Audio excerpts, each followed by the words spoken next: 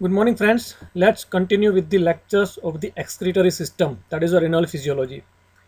So, in my previous lecture and the first lecture of this renal physiology, I have taught you about the basic anatomy of the kidney, including the nephron and the juxtaglomerular apparatus. The topic for the today's lecture is renal circulation, that is, the renal blood flow or the blood supply to the kidney.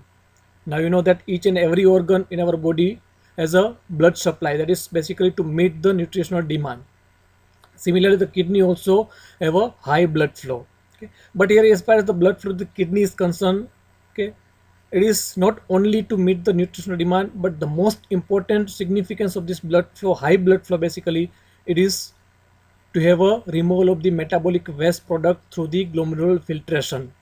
Now you know the basic function of this kidney is to filter the plasma and to remove the metabolic waste product. Okay, so that is another significance of a high blood flow to the kidney.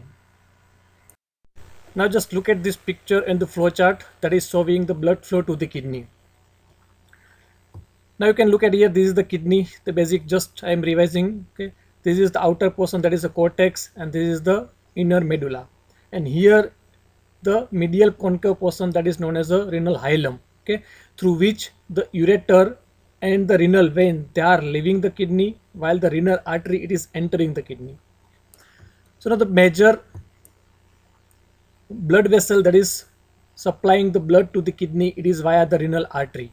Okay, so that renal artery, it will divide into the multiple branches that are known as interlobar arteries, that will divide into arcuate arteries, that will divide into interlobular arteries, that will ultimately divide into efferent arterioles, that we have you have been taught during the nephron structure of the nephron, that will continue as the glomerular capillary, and that capillary will combine to form a efferent arterioles. Okay, so just look at here. So this is the major artery that is entering the kidney, that is a renal artery, that will divide into the segmental artery, and that will divide into the interlobar arteries, that means arteries in between the various lobes. Okay, now that interlobar artery, it will arch. Okay, so they will angle, here you can see this angle. So there, these branches are known as the arcuate arteries. Okay. Now these arcuate arteries, it will give a multiple fine branches that are known as interlobular arteries. Okay, and that interlobular arteries, ultimately it will continue as the efferent arterioles. That efferent arterioles will enter the glomerular capsule to form a glomerular network, through which they will exit as a efferent arterioles. So now look at here, the efferent arteriole, it will continue as a peritubular capillary or as a vasa recta. That means if the glomerulus are present in the cortex, cortical nephron, then the efferent artery will divide to form a peritubular capillary network. If these are a juxtamedullary portion, then this efferent artery will divide to form a vasa recta, that is a loop. Okay. Then they will continue as a vein, stellate vein, interlobular vein, arcuate vein, interlobar vein, and ultimately the renal vein that will leave the kidney. So here the branches of the veins are almost running parallel to that of the arteries. Now, this is a summary of this flow chart showing the blood flow. Okay, starting from the renal artery that will divide ultimately to form a efferent arterioles that will form the glomerulus. Okay, that is the primary portion of the nephron that will continuous efferent arteriole that will either divide into the peritubular capillary or into the vasa recta. So this part, it is present within the nephron. Okay, and then they will continue as a vein and they will leave the kidney. So now this picture shows the peritubular capillary and the vasa recta. So you can see this is the arcuate artery that will divide the interlobular artery. Then here is the efferent arteriole that will enter the Bowman's capsule here. That is the glomerular capsule. Okay, where they are making the tuft of a glomerular network. And then that capillary will exit as a efferent arteriole. And that efferent arteriole, either it will continue as the peritubular capillary. Here you can see this is the peritubular capillary network around the cortical nephron. This is the cortical nephron. Okay, and similarly here, this is the efferent arteriole and these are the efferent arteriole. In between here is the glomerulus. So here the efferent arteriole, it will continue as the vasa recta. You can look at it. This is vasa recta. Okay, so that is the capillary network around the juxtamedullary nephron. So here this vasa recta, basically it is looking like a loop. Okay, so both this vasa recta and peritubular capillary are having their own significance. So now coming to the characteristic of the renal blood flow. Okay. So kidney is receiving a high amount of the blood flow. Okay, so can look at this. The rate of the blood flow to the kidney is around 1200 ml per minute. Okay, and as far as the per unit gram of the tissue, if you see, then it is much higher than many of the other tissues. So it is around 400 ml per 100 gram tissue per minute. Okay, so though the kidney weight is concerned, the kidney weighs around 0.5% of the total body weight, but they are receiving around 20% of the resting cardiac output. That means kidney are receiving a large amount of the blood flow in relation to the many other organs. Okay? So this higher renal blood flow related to its excretory function rather than its metabolic requirement. That means the other tissues that are receiving the blood flow, that will depend on their nutritional demand, their metabolic requirement.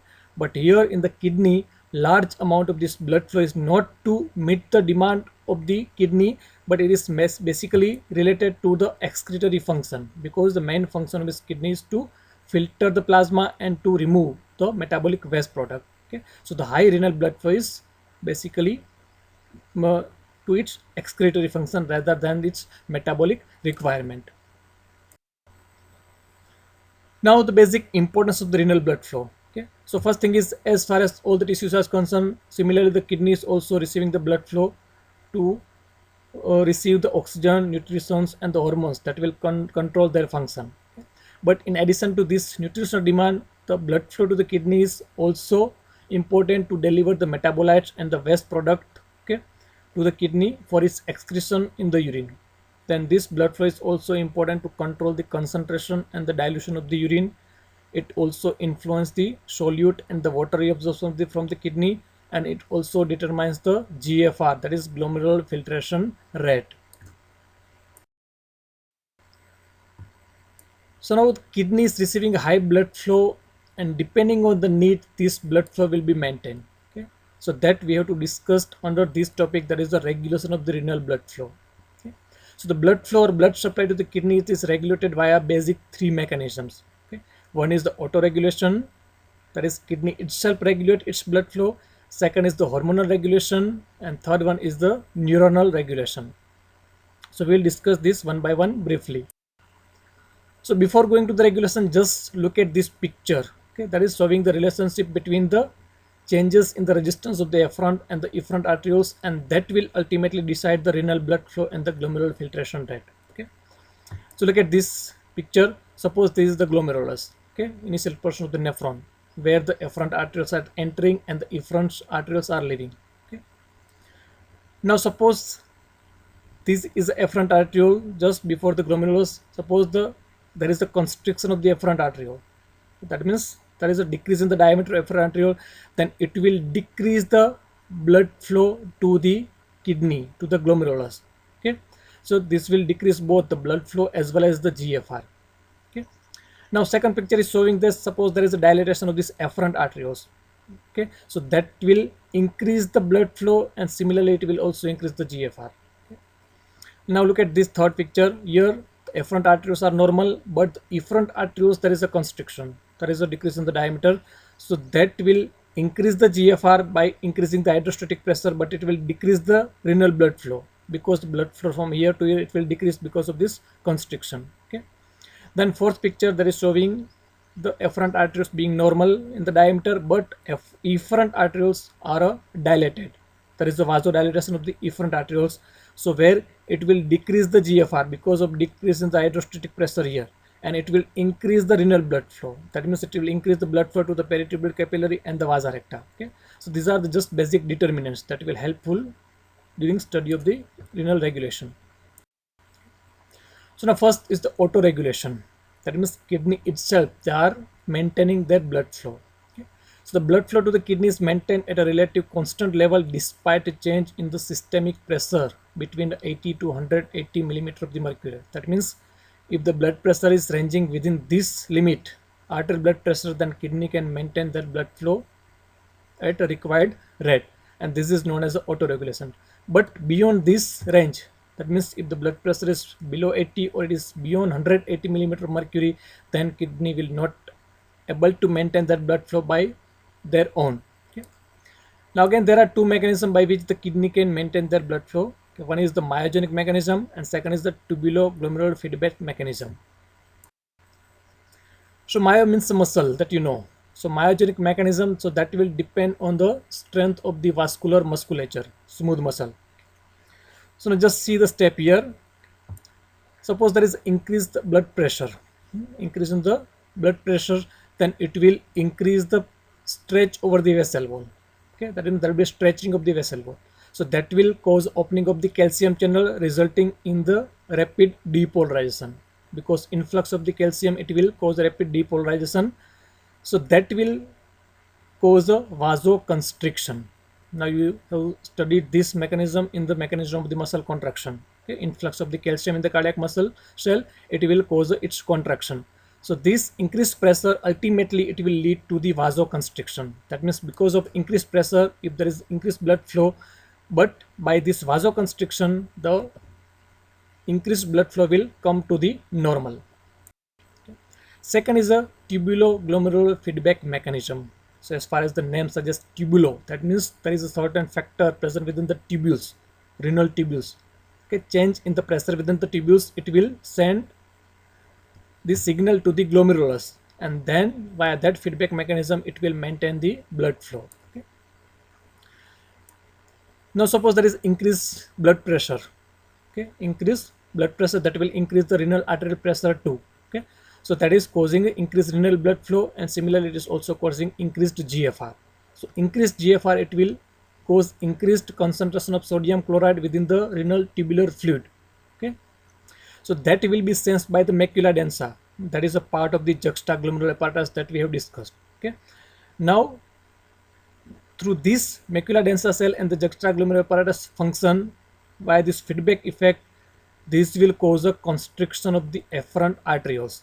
Okay, and you know the constriction of afferent arteriole, it will decrease the renal blood flow. Constriction will decrease the renal blood flow, and parallelly it will also decrease the GFR by a negative feedback mechanism. So this increased renal blood flow and increased GFR via this negative feedback mechanism, it will come towards the normal. Okay.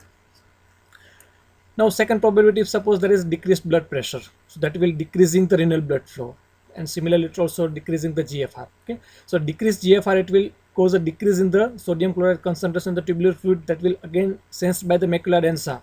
Okay, and decreased sodium chloride concentration, it will cause the release of the renin by this macula densa, and by this renin angiotensin system. Okay, this will cause the increased blood flow, as well as it will cause the dilatation of the afferent arterioles. Okay, so the dilatation of afferent arteriole, it will have a positive feedback mechanism, and it will increase the renal blood flow. Okay, and this dilatation of the afferent arteriole will also increase the GFR. Okay, so in this way this tubuloglomerular feedback mechanism will work. Now second part of the regulation, it is the hormonal regulation. So just this chart is showing a brief about the hormonal regulation. So there are two types of the hormones of the or the chemicals that are acting as a vasoconstrictor, or another group that is acting as a vasodilators. Okay, so most of this vasoconstrictor, they will decrease the renal blood flow, and also it will decrease the GFR ultimately. Okay, so important vasoconstrictors like norepinephrine, angiotensin 2, and the endothelin, they will constrict the afferent arterioles, and they will decrease the renal blood flow. Okay, and the vasodilators like prostaglandins, nitric oxide, bradykinin, atrial natriuretic peptide, glucocorticoids, dopamine, all they will increase the renal blood flow. Then final regulation, it is via nervous mechanism. Okay, and mainly the importance here, it is the sympathetic nervous system. Okay, so any factor that is causing a stimulation of the sympathetic fibers to the kidney.